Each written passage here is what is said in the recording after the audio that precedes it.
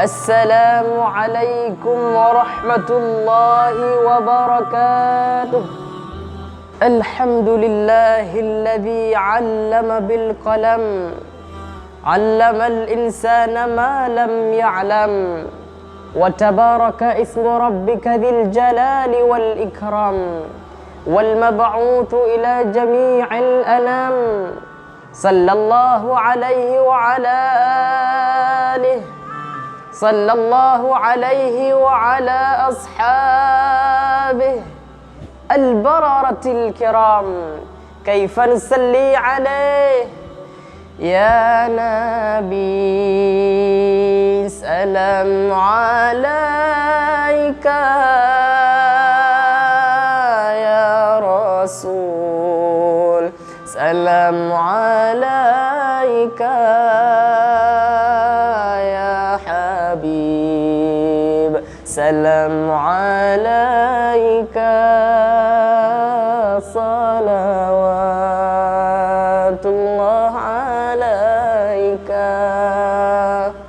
وسلم تسليما كثيرا متواصلا على الدوام. أيها الحاضرون رحمكم الله، لابتداء احتفالنا اليوم حيا بنا نشكر الله عز وجل الذي قد أنعمنا نعما كثيرا حتى نستطيع أن نجتمع في هذا المكان المبارك. ثم الصلاة والسلام على خير الأنام سيدنا محمد الذي قد هدانا إلى صراط المستقيم حتى نستطيع أن نفرق بين الحق والباطل. ولا أنسى أن أشكر شكرا كثيرا إلى الله تعالى الذي قد أعطاني فرصة ثمينة لأخطب أمامكم تحت العنوان أجه مثل شرفة مكة. ظهر أمامنا بين الرجاء والتحدي. الرجاء هنا أننا قد شهدنا لحظة الإسلام ونشره في هذا الزمان بمزدهر المساجد والمؤسسات والتعليمية في علوم الدين. بل التحدي الذي نقابل الآن هو ثقافة الغربي بوسائل كمبيوتر أو التلفاز أو إنترنت وغير ذلك، وهذه الوسائل تتضمن السلبية كما قالها دكتور فردام اليوم أن بعض أثار السلبية من وسائل الاتصال والمواصلات هو تغيير ثقافة المجتمع، ونحن لا نخافه لو كان التغيير مسيرا إلى وجه إيجابي، بل الواقع أن التغيير مسيرا إلى عكسه أي إلى وجه سلبي. منها كثير من جيل الشباننا كطالب المدرسة يقعون في المسكرات والمخدرات وما إلى ذلك.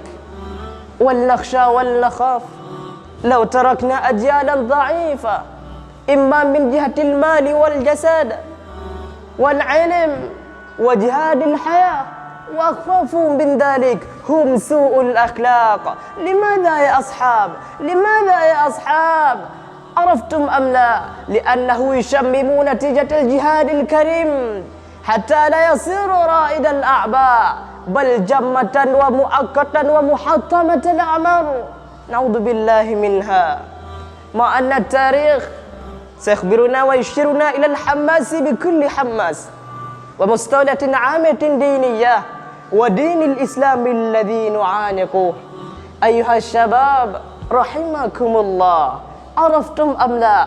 هذا الأجر مثل شرفة مكة، ولذا لابد لنا أن نغتنم أوقاتنا بكثرة التعلم وتقليل اللعب، لأن التعلم وقت الصغار يسهل لنا لإقبال العلم وقوة في الحفظ.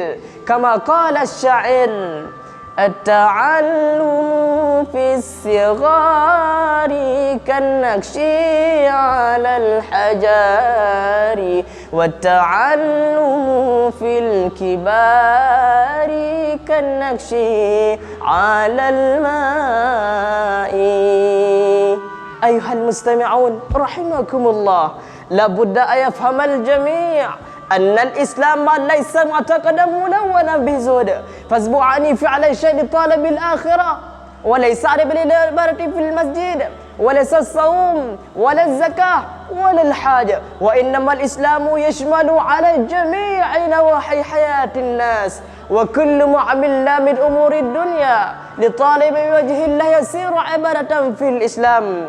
حتى الإسلام على المسلمين بالحياة المنتجة والتفاعل مع المجتمع، وأن فكرة الإسلام متعادل بين حاجة الدنيوية والأخروية. وكما هذا أشار القرآن قائلا: أعوذ بالله من الشيطان الرجيم: وابتغ فيما آتاك الله الدار الآخرة ولا تنس نصيبك من الدنيا وأحسن كما أحسن الله إليك ولا تبغ الفساد في الأرض إن الله لا يحب المفسدين. صدق الله العظيم وصدق رسوله النبي الكريم. وأيد آية السابقة بقول نبينا محمد صلى الله عليه وسلم في حديثه الشعبي قال: اعمل لدنياك كأنك تعيش أبدا واعمل للآخرة كأنك تموت غدا. لذلك ليس الشباب الأتيه الذي يعتزل بنفسه لطالب رحمة الله وفضله فحسبه ولا يريد أن يطلب نصيبه في الدنيا، وكذلك ليس من الشباب الأتيه الذي لا يهتم نحو واجباته الدينية التي تسبب بها السعادة في الآخرة.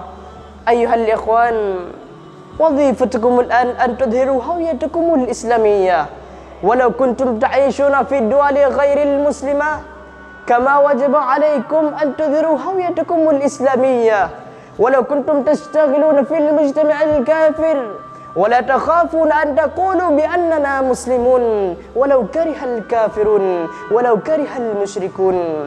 أيها الأجيال السعداء، إن الله قد اختار لكم الإسلام دينا، فلا تموتن إلا وأنتم مسلمون، ولا بد لكم من أن تفخروا أنكم مسلمون.